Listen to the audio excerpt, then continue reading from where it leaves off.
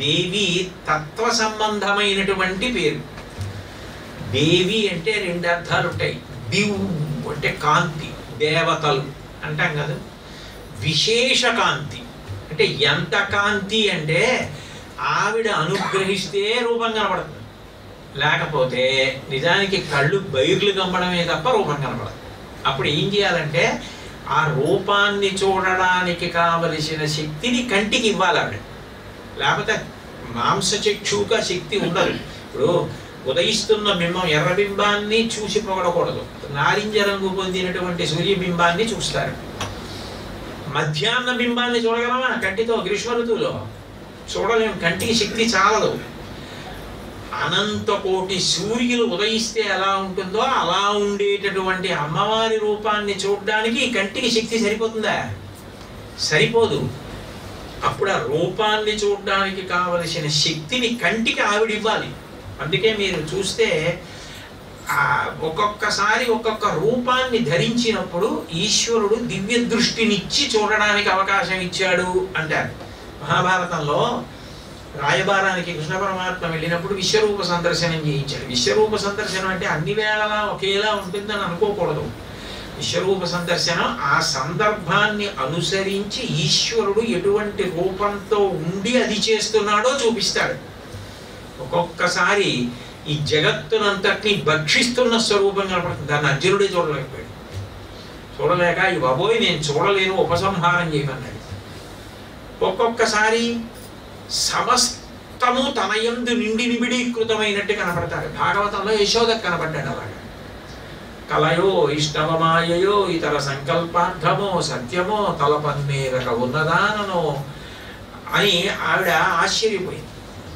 అట్లా అంతటా తనయందే నిండి ఉన్నాయని చూపిస్తాడు. ఆ విశ్వరూపాన్ని సభలో చూపించినప్పుడు నిజానికి భీష్మాదులు కూడా చూడలేరు. ఆయన ఇచ్చాడు శక్తి, ఇచ్చి చూడమన్నాడు. ఆ ఇచ్చినప్పుడు ధృతరాష్ట్రుడికి ఇచ్చాడు. అయితే మళ్ళీ అక్కడ ఒక ప్రశ్న వచ్చింది, ధృతరాష్ట్రుడు అంత దుర్మార్గుడు ఎవరూ లేడు కదా భారతంలో, ఆయనకి ఎందుకు ఇచ్చాడు? ఎంత దుర్మార్గుడైనా ఆయనకున్న అధికారం, అవకాశం, అర్హత ఏమిటి అంటే విదురుడితో సఖ్యం. విదురుడు అంటే ప్రాణం. చెప్పిన మాట ఎలాగో వినడం, విదురుడు చెప్పింది వెంట ఎలాగో ఏం చేయడు, బాగా చెప్పామనుకుంటాడు.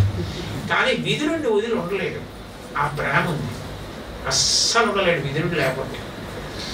ఆ విదురుడు చెప్తూ ఉంటే వింటూ ఉంటాడు. ఏమైనా పాటిస్తాడా అంటే ఒక అక్షరం పాటించాడు. కితాబులు ఇస్తాడు, బాగా చెప్పారంటుంటాడు, కనీసం అదన్నా అంటాడు.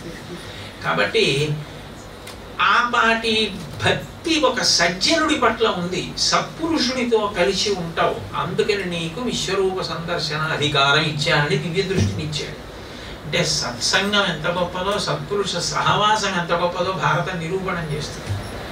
సరే, అందుకని దివ్వు అంటే కాంతి అని అర్థం. అట్లాగే దివ్వు అంటే క్రీడించుట అని ఒక అర్థం, ఆడుకోవడం. అది మామూలుగా బంతి ఆట ఆడుకోవడం, ఏదో పరిగెత్తి ఆడుకోవడం అలా ఉండదు. దివ్య క్రీడ, అది ఇతరులు ఆడలేనిది, ఆమె మాత్రమే ఆడగలిగేది ఒక ఆట ఉంటుంది, అది ఆడుతుంది ఆవిడ.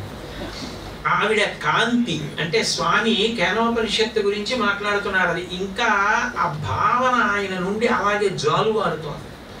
అందుకని ఆ కేనోపనిషత్వాక్య వినోదిని దేవి ఆవిడ కనపడినప్పుడు ఎలా కనపడింది అంటే ఉపనిషత్ అంది, తస్యైష ఆదేశ యదే తత్ విద్యుతో విద్యుతదా ఇతీమ్యమీ మిషదా ఇత్యదిదైవతం. సాధారణంగా చూడండి, తటిల్లత అంటారు, సౌదామిని అంటారు. సౌదామిని అంటే ఆకాశం నుంచి మనం ఏ ఊరిలో ఉంటామో ఆ ఊరి నేల వరకు తాకినట్టుగా వస్తుంది మెరుపు తీగ పైనుంచి కిందకి.